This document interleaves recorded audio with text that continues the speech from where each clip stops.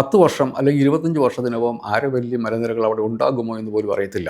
നമ്മളിപ്പോൾ കാണുന്ന രാജസ്ഥാനിലെ നമ്മൾ ജോധ്പൂരിലോ ഉദയ്പൂരിലോ പോയി കാണുന്ന മരുഭൂമി ചിലപ്പോൾ ഇങ്ങോട്ട് വന്ന് ജയ്പൂരിലേക്കും അതിനിപ്പുറത്തേക്കും വന്നിരിക്കും. ഡൽഹി തന്നെ ഒരു മരുഭൂമിയായിരിക്കും, ഗുജറാത്തും ഹരിയാനയും. വാർത്തയിൽ ഉള്ളത് പങ്ക്തിയുടെ പുതിയ എപ്പിസോഡിലേക്ക് സ്വാഗതം. ഒരു 10-15 വർഷം മുമ്പ് നമ്മുടെ നാട്ടിൽ ഒരു വലിയ കമ്മിറ്റി റിപ്പോർട്ട് വന്നു. ഗാഡ്ഗിൽ കമ്മിറ്റി റിപ്പോർട്ട് എന്ന് പറഞ്ഞിട്ട് പശ്ചിമഘട്ട മലനിരകളെ സംരക്ഷിക്കുന്നതുമായി ബന്ധപ്പെട്ടായിരുന്നു അത്.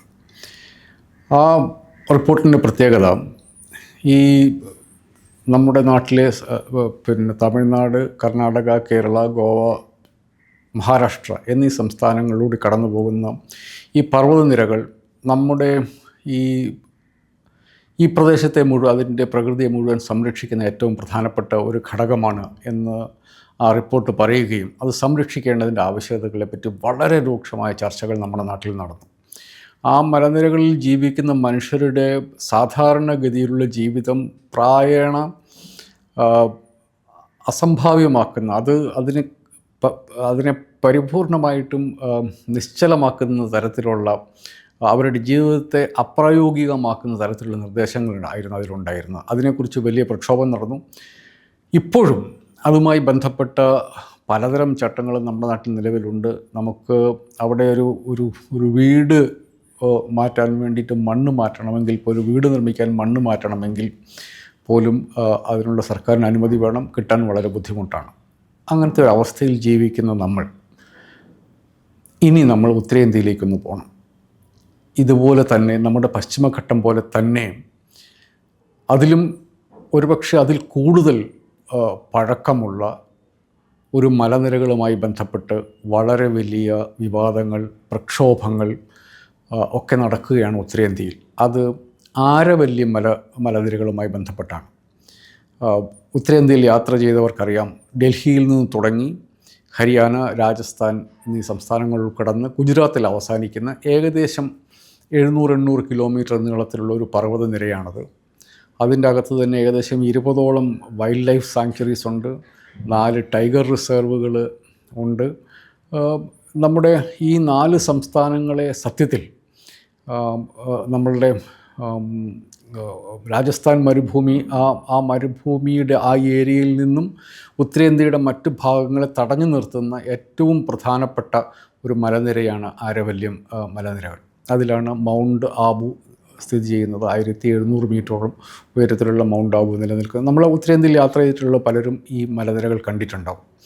ഈ മലനിരകളാണ് സത്യത്തിൽ ഉത്തരേന്ത്യൻ പ്രധാനപ്പെട്ട സംസ്ഥാനങ്ങളെ മുഴുവൻ ഡെസർട്ടിഫിക്കേഷൻ അഥവാ മരുഭൂമിവൽക്കരണത്തിൽ തടഞ്ഞു നിർത്തുന്നത്. ഈ മലനിരകളുമായി ബന്ധപ്പെട്ടാണ് ഇപ്പോൾ നടക്കുന്ന വലിയ ചർച്ച, വലിയ പ്രക്ഷോഭം. കഴിഞ്ഞ നവംബർ 20 സുപ്രീം കോടതി ഇതുമായി ബന്ധപ്പെട്ട് ഈ മലനിരകളിൽ നിന്നും മൈനിങ് നടത്തുന്നതുമായി ബന്ധപ്പെട്ട് ഉണ്ടായ കേസുകളും ചർച്ചകളും അതിൻ്റെ ഭാഗമായിട്ടൊരു വിധി പുറപ്പെടുവിച്ചു. ആ വിധിയാണ് ഏറ്റവും പ്രധാനപ്പെട്ടത്. അത് പ്രകാരം സമതലത്തിൽ 100 മീറ്റർ ഉയരത്തിൽ ഉള്ള ഏരിയകൾ മാത്രമാണ് ഇനി മുതൽ ആരവല്ലി മലയായി പരിഗണിക്കുക. അതല്ലാത്ത അതിൻ്റെ താഴെയുള്ളതൊന്നും മലകളായി പരിഗണിക്കുന്നില്ല. പ്രത്യേകിച്ച് മൈനിങ്ങിന് വേണ്ടിയിട്ട്, ഖനനത്തിന് വേണ്ടി പരിഗണിക്കുമ്പോൾ 100 മീറ്റർ ഉള്ള ഒരു കുന്ന്, അങ്ങനെ 2 കുന്നിൻ്റെ ഇടയ്ക്ക് വരുന്ന സ്ഥലവും, അപ്പോൾ 100 മീറ്റർ ഉള്ള 2 കുന്നും അതിൻ്റെ ഇടയ്ക്ക് വരുന്ന 500 മീറ്ററിനുള്ളിലാണ് എങ്കിൽ ആ 2 കുന്നുകളെങ്കിൽ അതിൻ്റെ ഇടയ്ക്ക് വരുന്ന സ്ഥലവും, ബാക്കിയുള്ളതൊന്നും ആരവല്ലി മലനിരകളായി പരിഗണിക്കില്ല എന്നുള്ള അതിവിചിത്രമായ ഒരു ഉത്തരവാണ് സുപ്രീം കോടതി ഇപ്പോൾ നടത്തിയിരിക്കുന്നത്. സുപ്രീം കോടതിയായിട്ട് കണ്ടുപിടിച്ചതല്ല. അതിനുവേണ്ടി സുപ്രീം കോടതി തന്നെ കേന്ദ്ര പരിസ്ഥിതി ക്ലൈമറ്റ് ചേഞ്ച് മന്ത്രാലയത്തിനുമായി ബന്ധപ്പെട്ട ഒരു ടാസ്ക് ഫോഴ്സ് രൂപീകരിക്കുകയുണ്ടായി. ആ ടാസ്ക് ഫോഴ്സിൻ്റെ ശുപാർശ സുപ്രീം കോടതി അതേപടി അംഗീകരിക്കുകയാണ്. സുപ്രീം കോടതി അംഗീകരിക്കുക എന്ന് പറഞ്ഞാൽ നമ്മുടെ നാട്ടിൽ പ്രാക്ടിക്കലി അത് നിയമമായി. അപ്പോൾ സംഭവിക്കുന്നത് എന്താണെന്ന് വെച്ചാൽ ആരവല്ലി മലനിരകൾക്ക് നമ്മുടെ രാജ്യം പുതിയൊരു വ്യാഖ്യാനം, പുതിയൊരു നിർവചനം കൊണ്ടുവന്നു. ആ നിർവചനപ്രകാരം 100 മീറ്ററിൽ താഴെയുള്ള ആ മലനിരകളുടെ ഭാഗം ഇനി മുതൽ ആരവല്ലി മലനിരകളല്ല. അത് ഖനനവുമായി ബന്ധപ്പെട്ട കാര്യങ്ങൾ പരിഗണിക്കുമ്പോൾ അത് ആരവല്ലിയുടെ ഭാഗമായി പരിഗണിക്കേണ്ടതില്ല. അതൊരു വിചിത്രമായിട്ടുള്ള വിധിയായിട്ടാണ് ലോകത്തിലുള്ള പരിസ്ഥിതി പ്രേമികളും ഈ രാജ്യത്തിൻ്റെ ലോകത്തിൻ്റെയും നിലനിൽപ്പിനെ ഗൗരവമായി പരിഗണിക്കുന്ന മനുഷ്യരും അതിനെ കാണുന്നത്. അത് വിചിത്രമായിട്ടുള്ളൊരു വിധിയാണ്. കാരണം ലോകത്തിൽ അങ്ങനെ ഒരു ക്ലാസിഫിക്കേഷൻ ഇല്ല. ലോകത്തിൽ പരിസ്ഥിതി പ്രാധാന്യമുള്ള സ്ഥലങ്ങളെ നിർവചിക്കുന്നതും സംരക്ഷിക്കുന്നതും അതിൻ്റെ പരിസ്ഥിതി പ്രാധാന്യം തന്നെ നോക്കിയിട്ടാണ്. അത് ഇപ്പോൾ സുപ്രീം കോടതി ഉത്തരവും ഈ എക്സ്പേർട്ട് കമ്മിറ്റിയുടെ റിപ്പോർട്ടിലും ഒക്കെ ആവർത്തിച്ച് പറയുന്ന കാര്യങ്ങളുണ്ട്. അതിൽ 3 കാര്യങ്ങളാണ് അവർ രണ്ടിലും ആവർത്തിക്കുന്നത്. പിന്നെ മരുഭൂമിവൽക്കരണത്തെ തടയുക, അവിടുത്തെ ഭൂഗർഭ ജലസമ്പത്തിനെ പോഷിപ്പിക്കുക, പിന്നെ അവിടുത്തെ കോടിക്കണക്കിനായ മനുഷ്യരുടെ ജീവിതത്തെ നിലനിർത്തിക്കൊണ്ടുപോകുക. കാരണം കാടുമായി ബന്ധപ്പെട്ട് മലനിരകളുമായി ബന്ധപ്പെട്ട് ജീവിക്കുന്ന മനുഷ്യർ ധാരാളമുണ്ട്. അപ്പോൾ ഈ 3 കാര്യങ്ങൾ, ഒന്ന് ഡെസർട്ടിഫിക്കേഷൻ, മരുഭൂവൽക്കരണം തടയുക, അവിടുത്തെ വെള്ളത്തിൻ്റെ ഗ്രൗണ്ട് വാട്ടറിൻ്റെ അത് റീചാർജ് ചെയ്യുക, പിന്നെ അവിടുത്തെ മനുഷ്യരുടെ ജീവിതത്തിൽ അതിനെ സസ്റ്റെയിൻ ചെയ്യുക. ഈ 3 വളരെ പ്രധാനപ്പെട്ട കാര്യങ്ങൾ. ഏറ്റവും പ്രധാനപ്പെട്ട കാര്യം ഉത്തരേന്ത്യയെ മരുഭൂമിയാക്കുന്നതിൽ നിന്ന് തടയുന്ന ഒരു വലിയ മലനിര, പ്രകൃതി തന്ന ഒരു മലനിര. ഇനിയിപ്പം അതിനെത്ര കാലം ആയുസ് ഉണ്ടാവും എന്നുള്ളതാണ് ഏറ്റവും പ്രധാനപ്പെട്ട പ്രശ്നം. ഇപ്പോൾ നമുക്കറിയാം, നമ്മുടെ നാട്ടിൽ തന്നെ നമ്മുടെ നാട്ടിൽ ഓരോ സെൻറ്റ് ഭൂമിക്കും നാട്ടുകാർക്കും സർക്കാരിനും ഉദ്യോഗസ്ഥന്മാർക്കും കണക്കുള്ള നമ്മുടെ നാട്ടിൽ പോലും എന്തുമാത്രം മൈനിങ് ആണ് ഇല്ലീഗലായിട്ട് നടന്നുകൊണ്ടിരുന്നത്. ഇപ്പോഴാണ് അതിന് കുറച്ചെങ്കിലും ഒരു ശമനം വന്നത്. അതല്ലാതെ മൈനിങ് എന്ന് പറയുന്നത്, ഖനനം എന്നുള്ളത്, പാറ പൊട്ടിക്കൽ എന്ന് നമ്മൾ ഏറ്റവും നാടൻ ഭാഷയിൽ പറഞ്ഞാൽ, ഇത് നടക്കുന്നതിന് യാതൊരു കണക്കുമില്ല. കേരളത്തിൽ പോലും ഇല്ലാത്ത ഒരു കണക്ക്. ഇപ്പം ഇത് ആരവല്ലിയിൽ ഈ കൊള്ള നടന്നുകൊണ്ടിരിക്കുകയാണ് ഇപ്പോഴും. ഈ സർക്കാരിൻ്റെയോ സുപ്രീം കോടതിയിലോ കണ്ണു വരുന്നതിന് മുമ്പ് തന്നെ ഈ ഖനനം ത്തെക്കുറിച്ച് സംബന്ധിച്ച് നിങ്ങൾ ഗൂഗിളിൽ തപ്പിക്കഴിഞ്ഞിട്ടുണ്ടെങ്കിൽ എത്ര റിപ്പോർട്ടുകൾ വേണമെങ്കിലും കിട്ടും. ഈ ഖനനം ഇങ്ങനെ നടന്നുകൊണ്ടേയിരിക്കുകയാണ്. അത് ഇല്ലീഗലാണ്. നിയമവിരുദ്ധമായ ഖനനം നടന്നുകൊണ്ടിരിക്കുകയാണ്. ഈ നിയമവിരുദ്ധമായ ഖനനത്തെ പ്രാക്ടിക്കലി വിധേയമാക്കാനുള്ള ശ്രമമാണ് ഇപ്പോൾ നടന്നിരിക്കുന്നത്. ഭാഗ്യവശാൽ സുപ്രീം കോടതിയുടെ ഉത്തരവും അതിലേക്കാണ് വഴിതെളിക്കുക. അപ്പോൾ ഇനി വന്നു കഴിയുമ്പോൾ എന്തായി, ആരവല്ലി റേഞ്ച് എന്ന് പറയുന്നത് 100 മീറ്ററിൽ താഴെയുള്ള അവിടെ തന്നെ പിന്നെ വനങ്ങളുണ്ട്, മരങ്ങളുണ്ട്, തോടുകളുണ്ട്, പുഴകളുണ്ട്. ഈ പ്രദേശങ്ങൾക്കൊക്കെ ഇന്നലെ വരെ കിട്ടിയിരുന്ന ഒരു സംരക്ഷണം ഇല്ലാതാവുകയാണ്. അതിൻ്റെ സുപ്രീം കോടതിയും സർക്കാരും ഒക്കെ പറയുന്ന വർത്തമാനം കേട്ടാൽ വളരെ നമുക്ക് ഭംഗിയുണ്ട്. അതായത് ഇനി മുതൽ പുതിയ ലീസുകൾ കൊടുക്കില്ല, ഇതിനുവേണ്ടി ഒരു പ്രത്യേക പ്ലാൻ ഉണ്ടാക്കാൻ വേണ്ടി സുപ്രീം കോടതി നിർദ്ദേശിച്ചിട്ടുണ്ട്. എങ്ങനെയാണ് സസ്റ്റൈനബിൾ മൈനിങ്, അതായത് പരിസ്ഥിതി നിലനിർത്തിക്കൊണ്ട് തന്നെയുള്ള മൈനിങ് എങ്ങനെയാണ് നടത്തേണ്ടതെന്നുള്ളതിനെക്കുറിച്ച് വിശദമായൊരു പ്ലാൻ ഉണ്ടാക്കാൻ സുപ്രീം കോടതി പറഞ്ഞിട്ടുണ്ട്. ആ പുതിയ പ്ലാൻ വരുന്നത് വരെ പുതിയ മൈനിങ് ലീസ് കൊടുക്കേണ്ടതില്ല എന്ന് സുപ്രീം കോടതി പറഞ്ഞിട്ടുണ്ട്. അടിസ്ഥാനപരമായിട്ടുള്ള പ്രശ്നം ആ മലനിര അവിടെ വേണോ വേണ്ടയോ എന്നുള്ളതാണ്. ഇപ്പോൾ നമുക്ക് ഖനനം നടക്കേണ്ടതില്ലേ? നമുക്ക് ഖനനം നടക്കേണ്ടതുണ്ട്.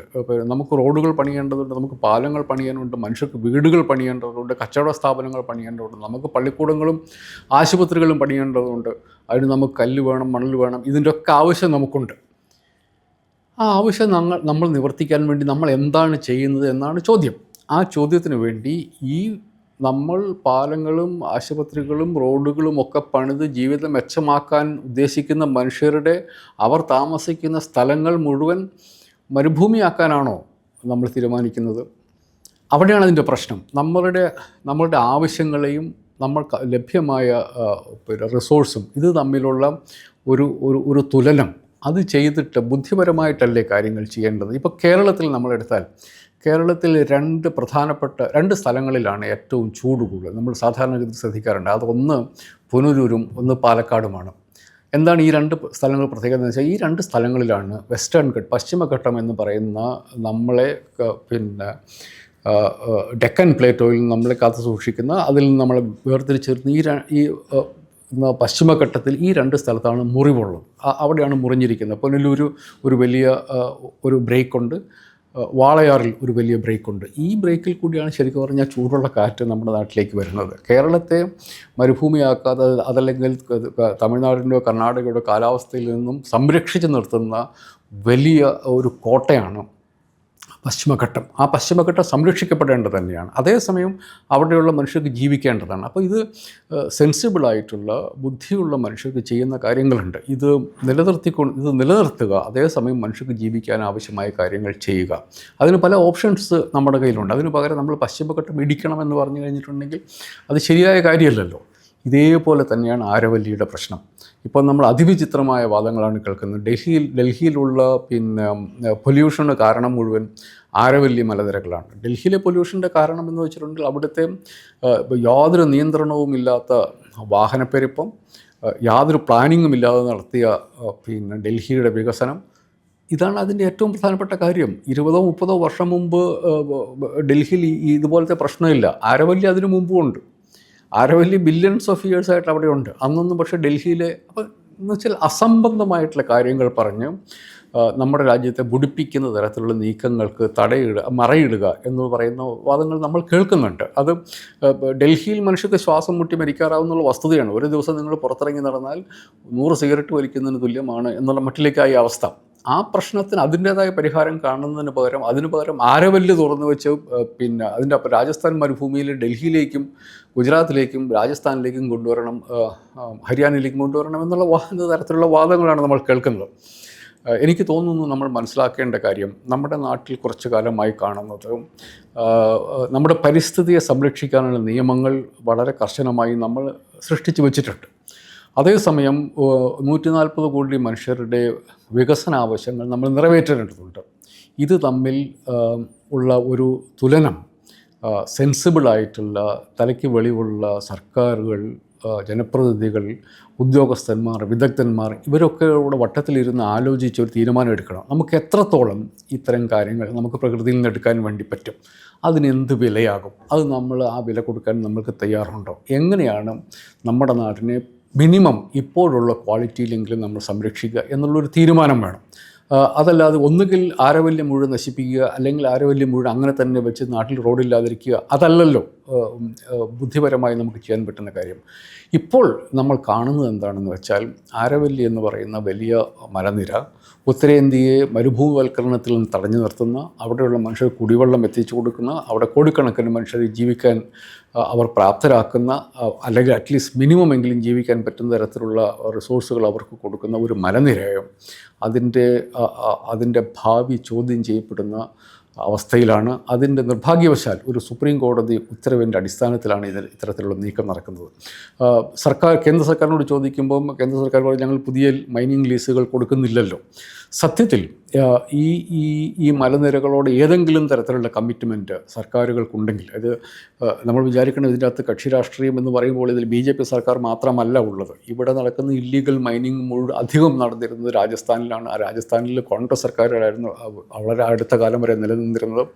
കേന്ദ്ര സർക്കാർ കോൺഗ്രസ് ആയിരുന്ന സമയത്തും രാജസ്ഥാനിൽ കോൺഗ്രസ് ആയിരുന്ന സമയത്തും ഇപ്പോഴും 2 സ്ഥലത്തും BJP ആയിരിക്കുന്ന സമയത്തും അതിഭീകരമാംവിധം ഖനനം നടന്നുകൊണ്ടിരിക്കുന്നുണ്ട്. നിയമവിരുദ്ധമായ ഖനനം നടന്നുകൊണ്ടിരിക്കുന്നുണ്ട്, പാറപൊട്ടിക്കൽ നടന്നുകൊണ്ടിരിക്കുന്നുണ്ട്. ഇത് ആരുടെയും അല്ലാത്ത ഒരവസ്ഥയാണ്. അപ്പോൾ സുപ്രീം കോടതി വിധി കൂടി വന്നു കഴിഞ്ഞ സ്ഥിതിക്ക് ഇനിയിപ്പോൾ 100 മീറ്ററിൽ താഴെയുള്ള ഏത് കുന്നും ഇടിച്ച് നികത്താൻ പറ്റും എന്നുള്ള അവസ്ഥയിലേക്ക് വരുമെന്ന് മനുഷ്യർ ഭയപ്പെടുന്നു. അതിൻ്റെ അർത്ഥം അത് ലോകത്തിലാരും ചെയ്തിട്ടില്ലാത്ത തരത്തിലുള്ളൊരു ക്ലാസിഫിക്കേഷനാണ് എന്നാണ് ഇതുമായി ബന്ധപ്പെട്ട വിദഗ്ധർ പറയുന്നത്. എന്ന് മാത്രമല്ല, ഈ നിബന്ധന വരുന്നതോടുകൂടി ഏകദേശം 700-800 കിലോമീറ്റർ നീളമുള്ള ആരവല്ലിയുടെ 90% മലനിരകളും ഈ നിർവചനത്തിന് പുറത്താകും. എന്ന് വെച്ചാൽ ആരവല്ലി പ്രൊട്ടക്റ്റ് ചെയ്യേണ്ട ആരവല്ലി എന്ന് പറഞ്ഞാൽ ഇപ്പോഴുള്ളതിൻ്റെ 10-1 മാത്രമായിട്ട് ചുരുങ്ങും. ബാക്കിയുള്ളതിന് ഇത്രയും പഴയ മലനിര എന്നുള്ള ഒരു തരത്തിലുള്ള സംരക്ഷണവും കിട്ടാതെയാകും. അതെന്ത് ഭീതികരമായൊരവസ്ഥയാണെന്ന് ആലോചിച്ച് നോക്കൂ.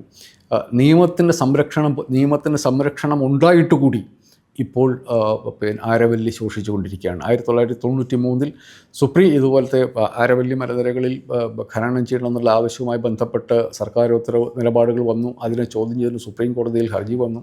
അന്ന് 93 സുപ്രീം കോടതി അസന്നിഗ്ധമായിട്ട് പറഞ്ഞതാണ് ആരവല്ലി സംരക്ഷിക്കപ്പെടേണ്ടതാണ്, അവിടുത്തെ മൈനിങ് സമ്മതിക്കാൻ പാടില്ല എന്ന്.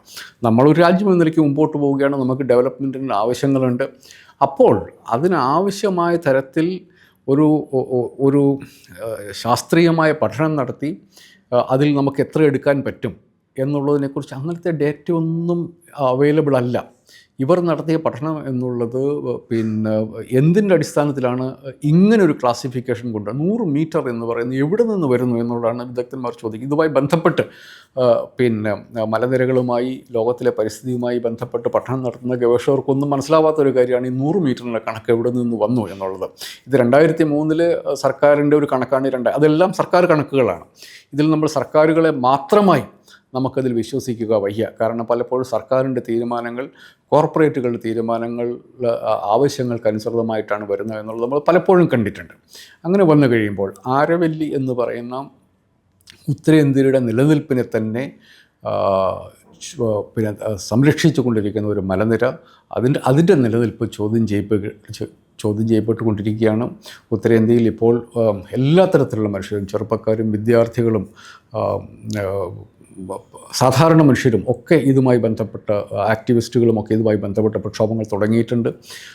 നമ്മൾ അറിഞ്ഞിരിക്കേണ്ട കാര്യം, നമ്മുടെ നാട്ടിലെ മനുഷ്യരുടെ ജീവിതത്തെ നിലനിർത്തിക്കൊണ്ട് പോകുന്ന പലതരത്തിലുള്ള പ്രകൃതി വിഭവങ്ങളുടെ മേൽ കോർപ്പറേറ്റുകളുടെ കണ്ണുകൾ പതിഞ്ഞിട്ടുണ്ട് എന്നുള്ളതാണ്.